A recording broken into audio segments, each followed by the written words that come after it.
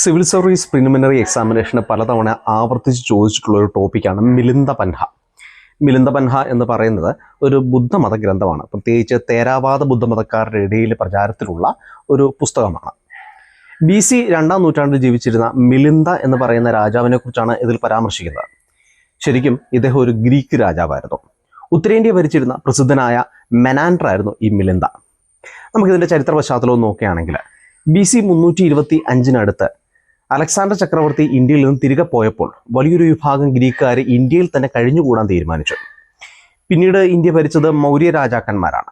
ഈ മൗര്യ സാമ്രാജ്യത്തിലെ 3ാമത് ചക്രവർത്തിയായിരുന്ന അശോക ചക്രവർത്തിയുടെ ശിലാലിഖിതങ്ങളിൽ, പ്രത്യേകിച്ച് അഫ്ഗാനിസ്ഥാൻ പാകിസ്ഥാൻ മേഖലയിലെ ശിലാലിഖിതങ്ങളിൽ നമുക്ക് അറമായിക് ലാംഗ്വേജിലും അതുപോലെ തന്നെ ഗ്രീക്ക് ലാംഗ്വേജിലുമുള്ള ശിലാലിഖിതങ്ങൾ കാണാൻ വേണ്ടി സാധിക്കും.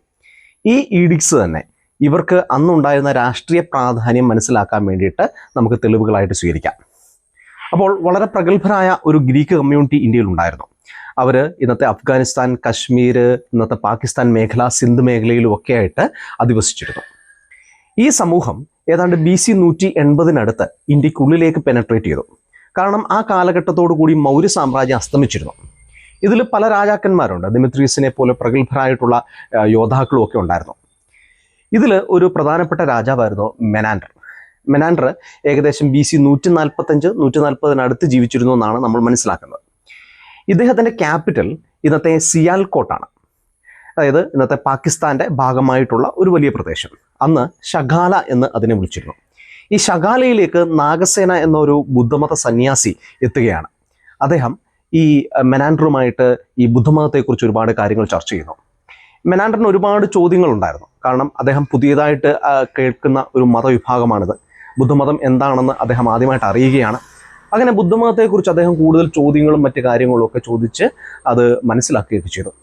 തുടർന്ന് ഈ മെനാൻഡറും അദ്ദേഹത്തിൻ്റെ വലിയൊരു ജനസമൂഹവും ഈ ബുദ്ധമതം സ്വീകരിക്കുന്നതായിട്ട് നമുക്ക് കാണാം. ഇന്നും നമ്മുടെ ലഡാക്കിലെ ആര്യൻ വാലി എന്ന് പറയുന്ന താഴ്വാരത്തിൽ ജീവിക്കുന്ന ബുദ്ധമതക്കാർ തങ്ങൾ ഈ അലക്സാണ്ടർ ചക്രവർത്തിയുടെ കൂടെ ഇന്ത്യയിലേക്ക് വന്ന ഈ പട്ടാളക്കാരുടെ പിന്മുറക്കാരാണെന്ന് അവകാശപ്പെടുന്നുണ്ട്. എന്തായാലും ഈ മെനാൻഡർ എന്ന് പറയുന്ന രാജാവിനെ പാലി ഭാഷയിൽ മിലിന്ദ എന്നാണ് വിളിച്ചിരുന്നത്. ഈ നാഗസേനയും മെനാൻഡറും തമ്മിലുള്ള സംഭാഷണം ഒരു പുസ്തക രൂപത്തിൽ പിൽക്കാലത്ത് എഴുതി. അതാണ് മിലിന്ദ പൻഹ എന്ന് അറിയപ്പെടുന്നത്. ഇത് ആവർത്തിച്ച് ചോദിച്ചിട്ടുള്ള ഒരു ചോദ്യമാണ്. നമുക്ക് ഇനിയും ചോദിക്കാനുള്ള സാധ്യതകളുണ്ട്. അതുകൊണ്ട് കാര്യമായിട്ട് ഇത് നോക്കുന്നത് നന്നായിരിക്കും.